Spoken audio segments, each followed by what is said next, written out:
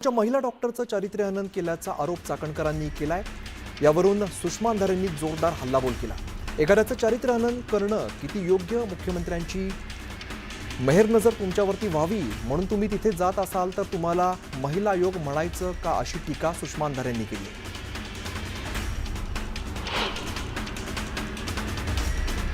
तुमच्या 50 कोटीच्या दाव्याला घाबरत नाही, सुषमा अंधारेंनी रणजितसिंह निंबाळकरांवरती थेट हल्लाबोल केलाय। फलटण डॉक्टर आत्महत्या प्रकरणी निंबाळकरांची चौकशी झाली पाहिजे अशी मागणी अंधारेंनी केली आहे।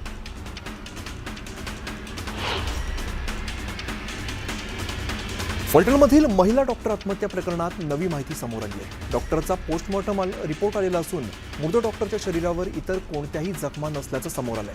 डॉक्टरचा मृत्यू गळफास घेऊन झाल्याचं उघड झालंय।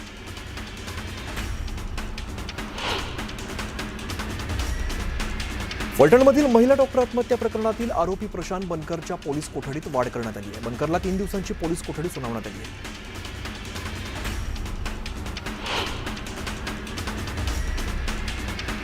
ओबीसी आंदोलक लक्ष्मण हाकेंनी फलटण महिला डॉक्टरची आत्महत्या नसून हत्या असल्याचं म्हटलंय। मुख्यमंत्र्यांनी फलटणचा कार्यक्रम नाकारला पाहिजे होता।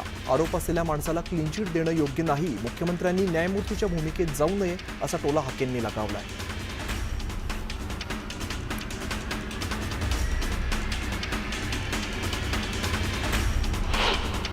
बातम्यांचा वेगवान आढावा। शेतकऱ्यांच्या कर्जमाफीसाठी बच्चू कडू यांनी महाएल्गार ट्रॅक्टर मोर्चा काढलाय। पंजाबच्या धर्तीवरती आंदोलन करणार, वर्षभर इथेच बसायची तयारी असल्याचंही कडू यांनी सांगितलंय। उद्या दुपारनंतर रेल्वे सुद्धा बंद करण्याचा बच्चू कडूंनी इशारा दिलाय।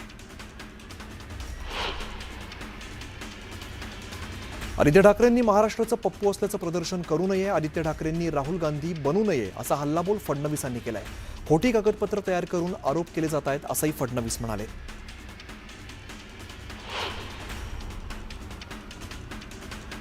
उपमुख्यमंत्री एकनाथ शिंदेंनी आदित्य ठाकरेंवरती टीका केली। कंत्राटदाराच्या यादी करणारे आता मतदार याद्या मोजतायत, विरोधकांना आता पराभव दिसू लागलाय असा हल्लाबोल शिंदेंनी केलाय।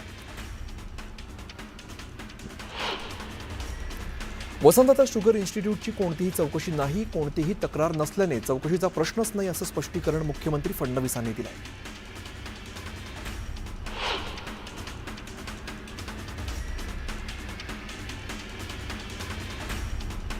नंदुरबारच्या माजी खासदार हिना गावितांनी भाजपात घरवापसी केली आहे। मुंबईतील भाजप पक्ष कार्यालयात प्रदेशाध्यक्ष रवींद्र चव्हाणांच्या उपस्थितीत हिना गावितांनी भाजपामध्ये प्रवेश केला। यावेळेला शिवसेनेचे माजी जिल्हाप्रमुख कीरसिंग वसावे, जिल्हा परिषदेच्या माजी सभापती हेमलता शितोळे आणि भाजपाचे माजी प्रदेश उपाध्यक्ष नागेश पाडवी यांनीही गावितांसोबत भाजपाचं कमळ हाती घेतलंय।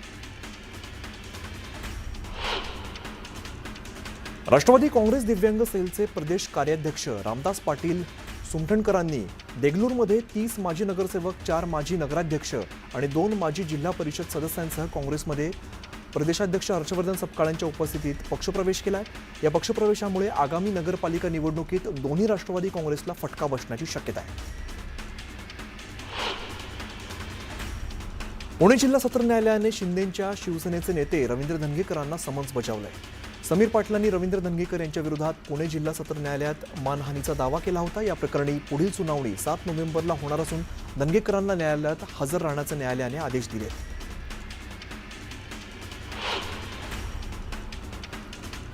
पुण्यातील HND जैन बोर्डिंग हॉस्टेलचा अंतिम निकाल 30 ऑक्टोबर रोजी जाहीर होण्याची शक्यता आहे। गोखले बिल्डर आणि ट्रस्टच्या वतीने व्यवहार रद्द करण्यासंदर्भात प्रतिज्ञापत्र सादर करण्यात येणार आहे। प्रतिज्ञापत्र दाखल झाल्यानंतर धर्मदाय आयुक्त निकाल देणार आहे।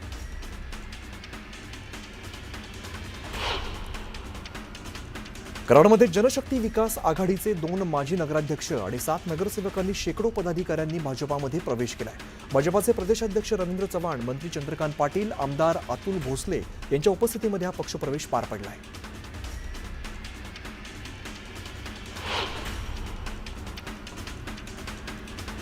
कबूतरखान्याबाबत जैन समाजाच्या शिष्टमंडळाने महानगरपालिका आयुक्त आणि प्रशासक भूषण गगराणी यांची भेट घेतली। मुंबईतील कबूतरखान्यासाठी लोकांना त्रास होणार नाही अशा पर्यायी जागांचा शोध घेऊन BMCने जागा उपलब्ध करून द्याव्यात अशी मागणी जैन समाजाच्या शिष्टमंडळाने केली आहे।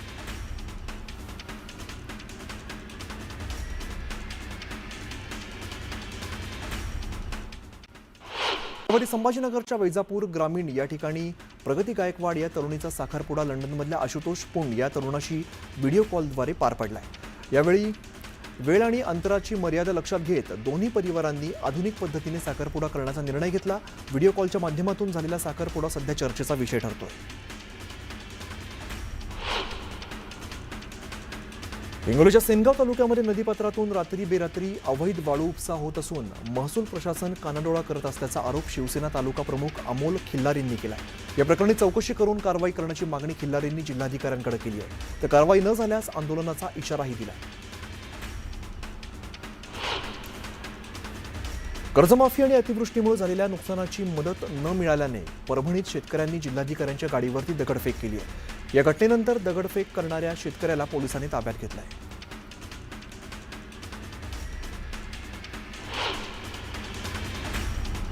हिंगोलीच्या सेनगाव तालुक्यात नदीपात्रातून रात्री बेरात्री अवैध वाळू उपसा सुरू असल्याचा आरोप शिवसेना तालुका प्रमुखानं केलाय। या प्रकरणी चौकशी करून कारवाई करण्याची आणि वाळू उपसा थांबवण्याची मागणी जिल्हाधिकाऱ्यांकडे केली। तर कारवाई न केल्यास आंदोलनाचा इशारा देखील शिवसेनेने दिलाय।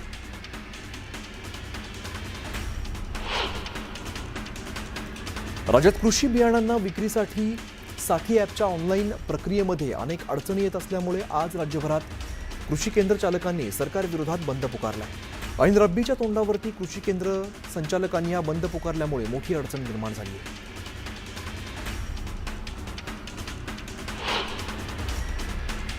जळगावात वक्फ बचाव समितीच्या नेतृत्वाखाली जीएस मैदानावरती 2 तास धरण आंदोलन करण्यात आलं।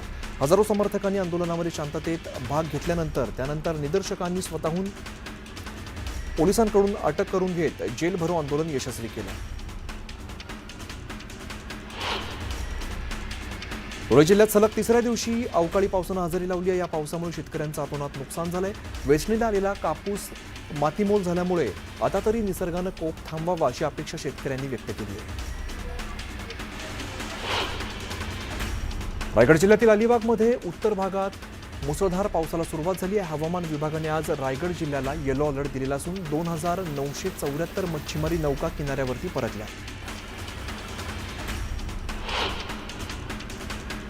चिपळूणमध्ये खासदार नारायण राणेंच्या जनता दरबारात अचानक 15 ते 20 मिनिटं लाईट गेल्यामुळे सुरक्षा रक्षकांनी त्यांना वेढा घालून संरक्षण दिलं। विशेष म्हणजे जनता दरबारात महावितरणच्या अधिकाऱ्यांनी दांडी मारली होती।